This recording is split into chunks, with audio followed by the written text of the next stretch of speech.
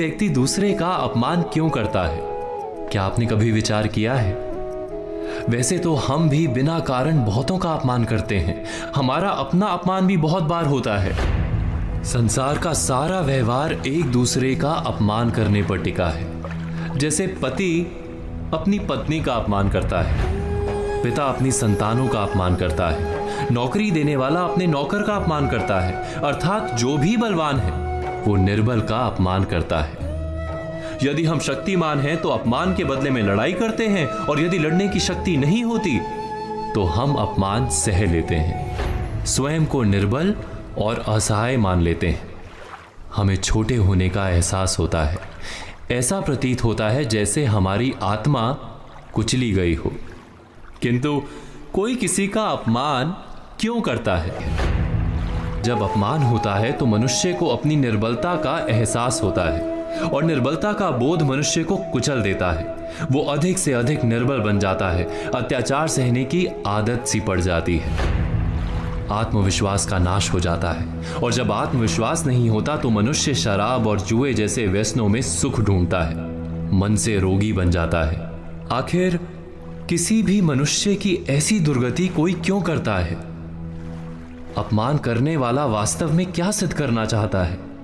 कभी गहराई से विचार किया है? वास्तव में हम किसी का अपमान करते हैं उसकी निर्बलता सिद्ध करने के लिए, ये बताने के लिए कि हम अधिक शक्तिमान हैं। अर्थात वास्तव में अपमान करने वाला स्वयं अपने आप को शक्तिमान या बलवान सिद्ध करने का प्रयास कर रहा है।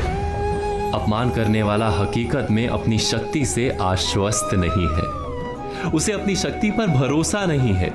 दूसरों को चुनौती देकर वो अपनी शक्ति पर विश्वास प्राप्त करने की कोशिश करता है।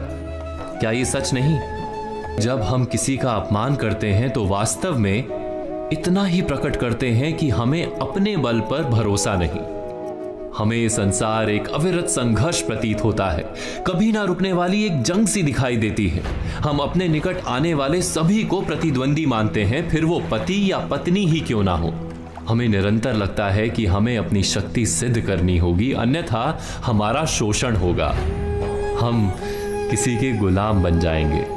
किंतु क्या हमने कभी विचार किया है कि दूसरों को प्रतिद्वंदी अर्थात दुश्मन मानने के बदले कलीग मान लें, हमारी सहायता करने वाले सहयोगी मान लें, अर्थात दूसरे व्यक्ति को प्रेम करें तो उसका अपमान करना आवश्यक ही नहीं होगा।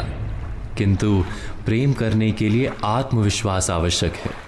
जिसे अपनी शक्ति पर विश्वास नहीं, वो प्रेम कर ही नहीं सकता।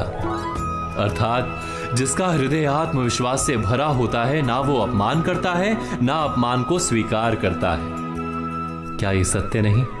इस तथ्य पर विचार अवश्य कीजिएगा।